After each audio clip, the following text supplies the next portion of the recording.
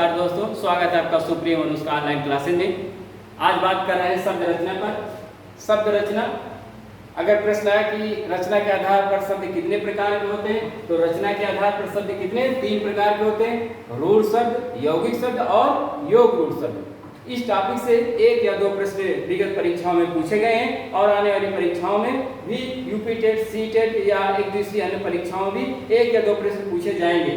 तो दोस्तों, रूढ़ शब्द किन्हें कहते हैं, यौगिक शब्द किन्हें कहते हैं और योग रूढ़ शब्द किन्हें कहते हैं।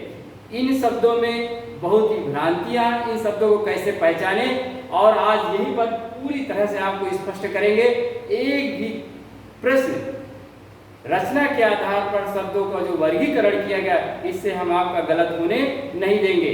हर एक शब्द में यहाँ पर हम डिफिनीशन के साथ बिल्कुल क्लियर होकर आपको पढ़ाएंगे और ये बताएंगे कि शब्दों में कैसे कैसे भेद होते हैं, शब्दों को कैसे पहचाने, रूढ़ शब्द कैसे होते हैं, इनको कैसे पहचाना जाए, यौगिक शब्द कैसे होते हैं, इनको कैसे पहचाना जाए, योग रूढ़ शब्द कैसे होते हैं, इनको कैसे पहचाना जाए, इन शब्दों की क्या परिभाषा है, इनसे भी प्रश्न पूछे जाते हैं। तो दोस्तों, इनसे लगभग 1 या 2 प्रश्न आते हैं। इस टॉपिक को बहुत ही ध्यानपूर्वक आपको मेरे लेक्चर को सुनना है और ध्यानपूर्वक नोटबुक उठाकर नोट भी करते जाइए। कुछ ऐसे टॉपिक है जो हम लिखते नहीं है, केवल लेक्चर के माध्यम से बताते रहते हैं, तो उसको भी आप ध्यान से सुनिए और अपने नोटबुक में उसे कहीं नोट कर लीजिए, जिससे सामान्य हिंदी से संबंधित आप लोगों का एक भी प्रश्न गलत ना हो। जितनी भी परीक्षाएं आने वाली हैं, उन सभी परीक्षाओं में आप लगभग सामान्य हिंदी से 99% प्रश्नों को आप हल कर सके।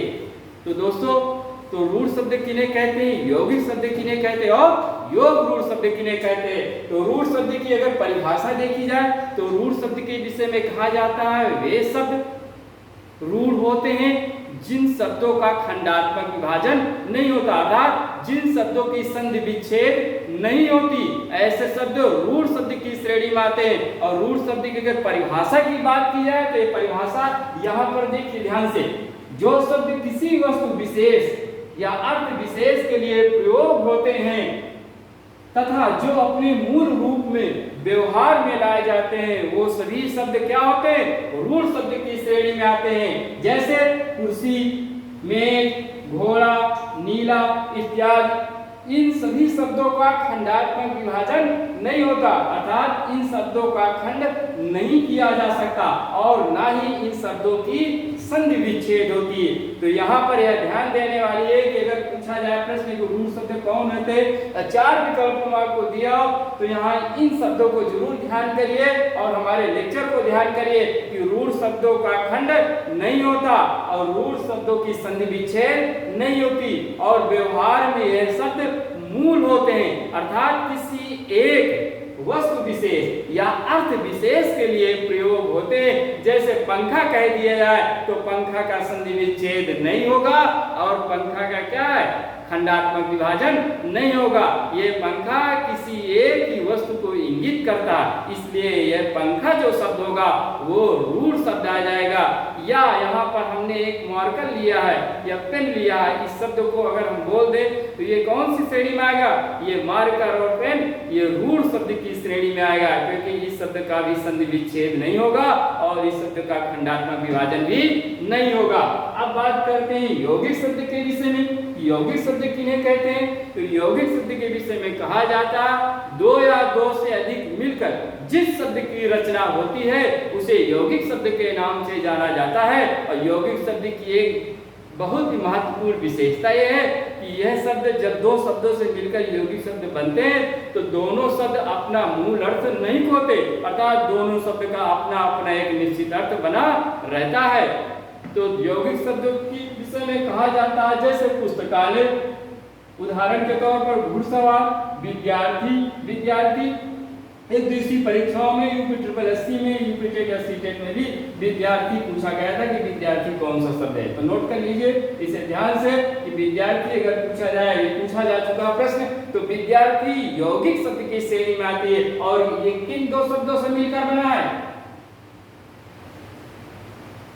विद्या धन अर्थी।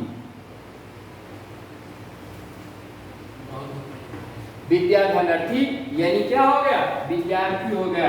यानी विद्यार्थी दो शब्दों से मिलकर बना है और इन दोनों शब्दों का अपना अपना मूल अर्थ है।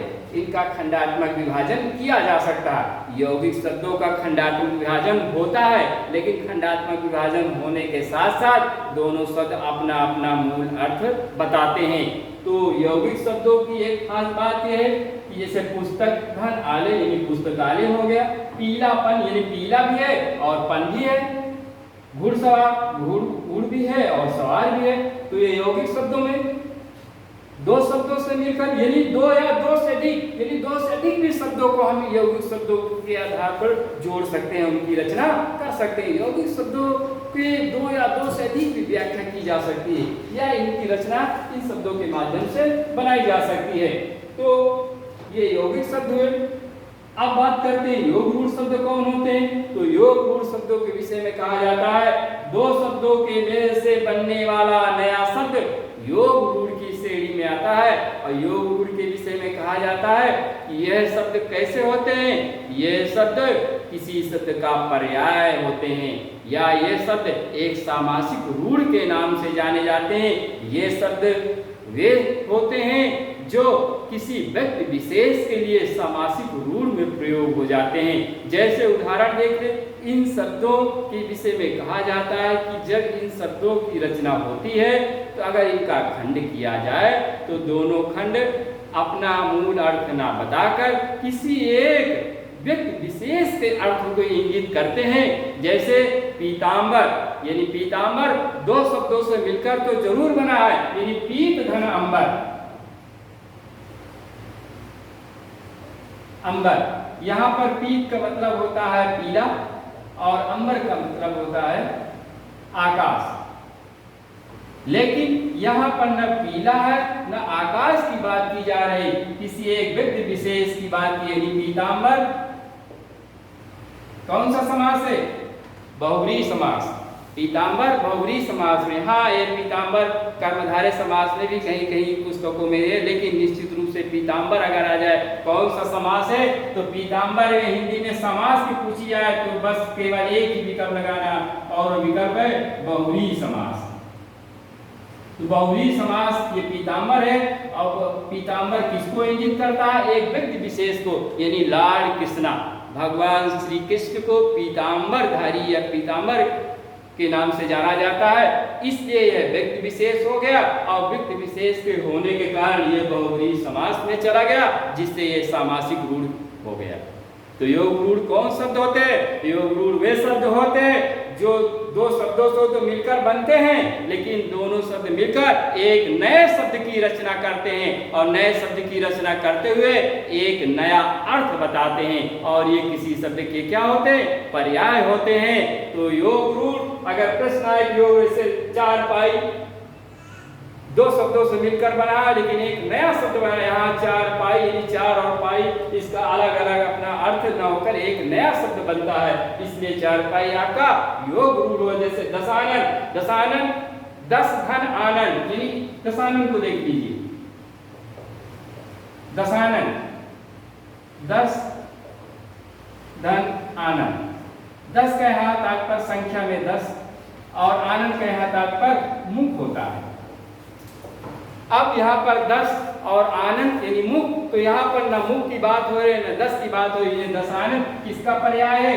ये रावण की पर्यायवाची है, यानी रावण के व्यक्ति विशेष को इंगित किया गया है, इसलिए ये सामासिक रूढ़ हो गया है। तो दशानन भी क्या हो जाएगा?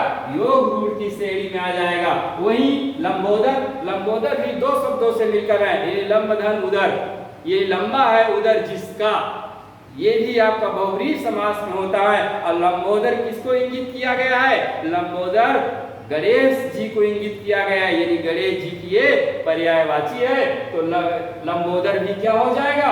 आपका योग रूढ़ शब्द में आ जाएगा।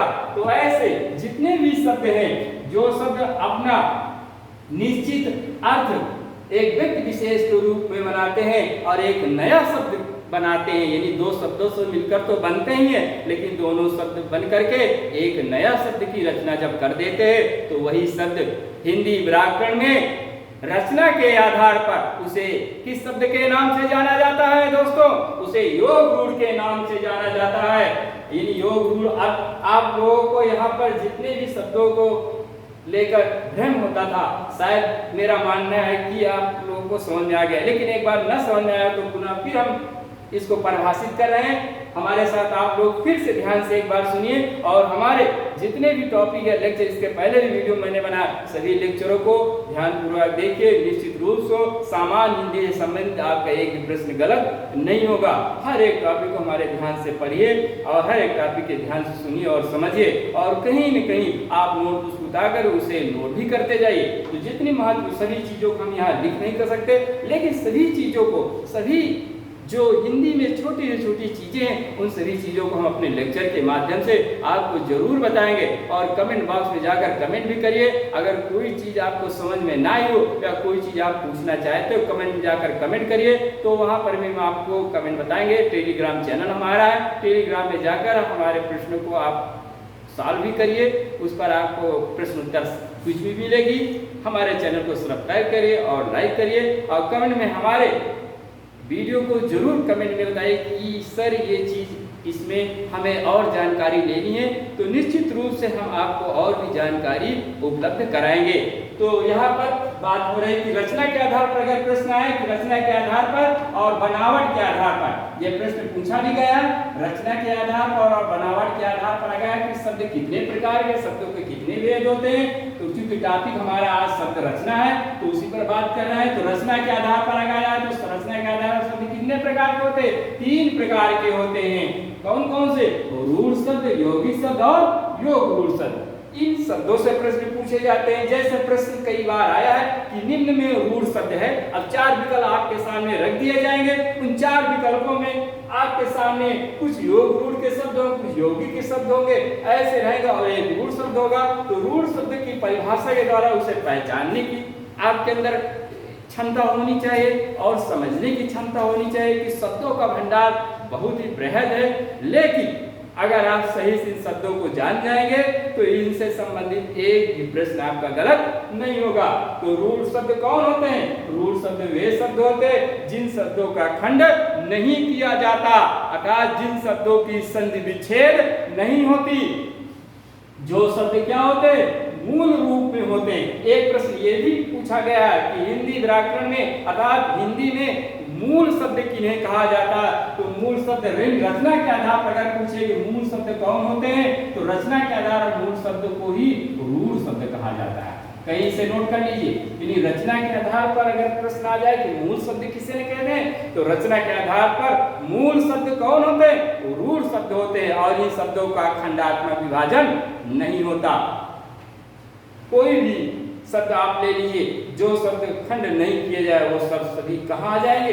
सब शब्द रूढ़ शब्द में आ जाएंगे। और ये शब्द वर्णों के सहयोग से बनते, यानी 2-2 वर्णों से मिलकर बनते, ध्वनियों के सहयोग से बनते हैं। ये शब्दों के मेल से इन शब्दों की रचना नहीं होती।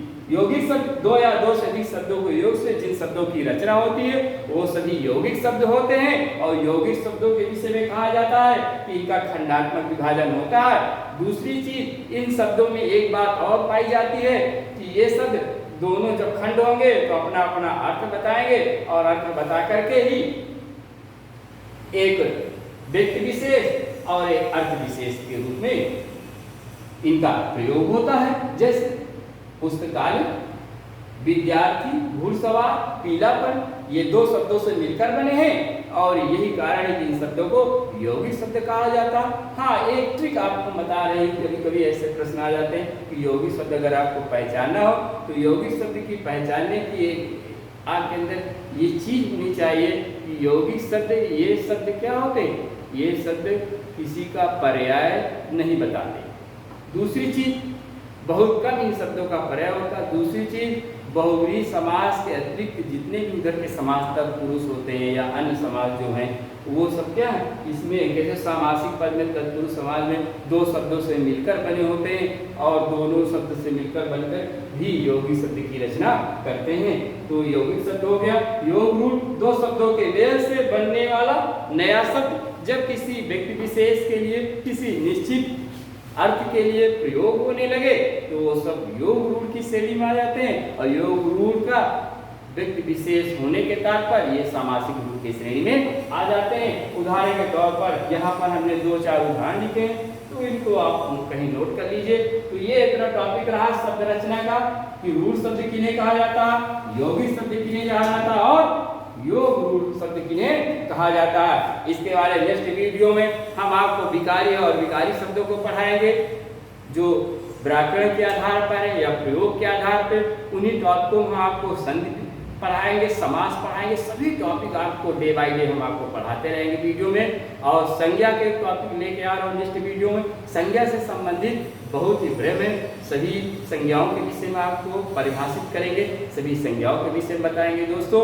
तो संज्ञा, सर्वनाम, विशेषण और क्रिया, ये 4 टॉपिक आपको हम नेक्स्ट वाले वीडियो में पढ़ाएंगे। तो अगला नेक्स्ट टॉपिक या वीडियो का मेरा वेट करिए। इन सभी टॉपिकों को आप ध्यान से पढ़ते रहिए और समझते हैं। निश्चित रूप से आपको सामान्य हिंदी से सही प्रश्न यहाँ पर मिल जाएंगे और एक भी प्रश्न आपका गलत नहीं होगा। धन्यवाद दोस्तों।